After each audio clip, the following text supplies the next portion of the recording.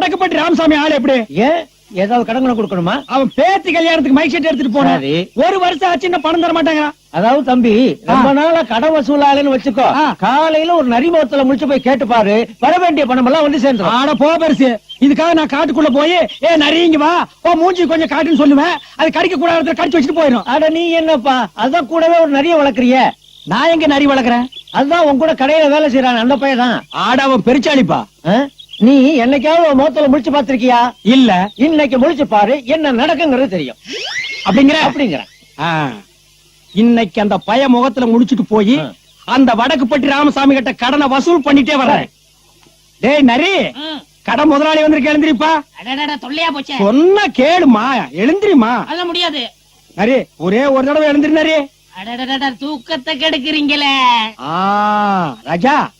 மா செல்லா, ஒரே ஒரு தடவை கண்ணை முடிச்சு என்ன பாரு.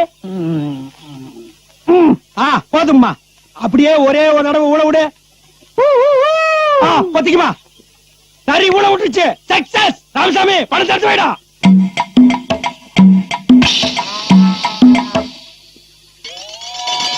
என்ன டயர் பஞ்சர் ஆகி போச்சு? நல்ல காரியத்துக்கு போகும்போது சில தடங்கள் வரத்தான் செய்யும். இதையெல்லாம் பார்த்தா நடக்குமா?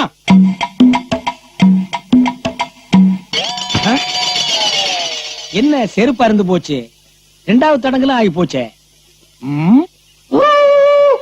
சக்சஸ்.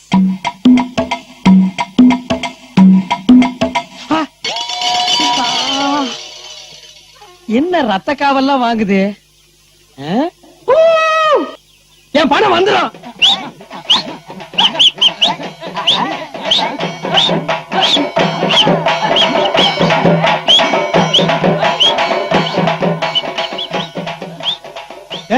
ஏப்பா, செத்தது யாரு?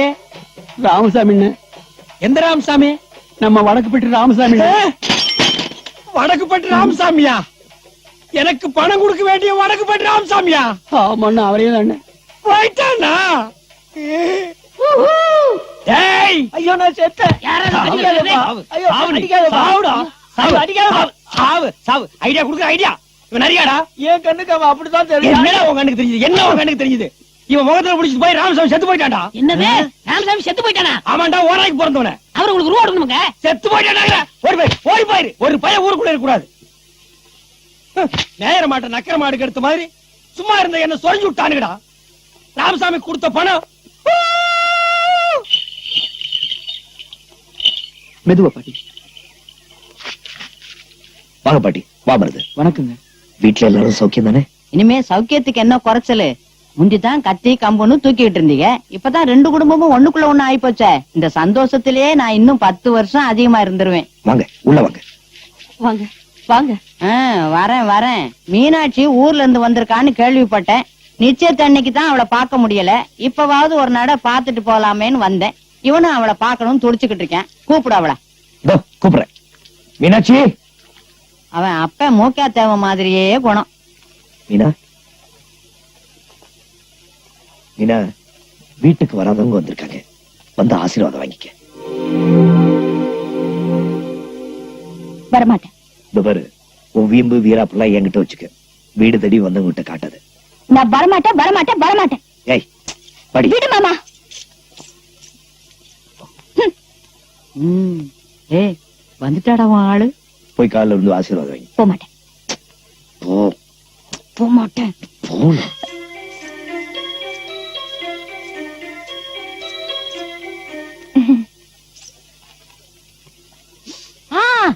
எறும்பு பாட்டி.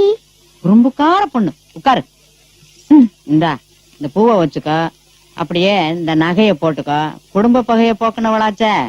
இந்த பாரு, இது சாதாரண நகை இல்ல. உங்க தாத்தா என்னைய நிச்சயம் பண்ணும் போது இந்த நகையத்தான் போட்டாரு. இவ ஆத்தாவும் இதத்தான் போட்டுக்கிட்டு வந்தா.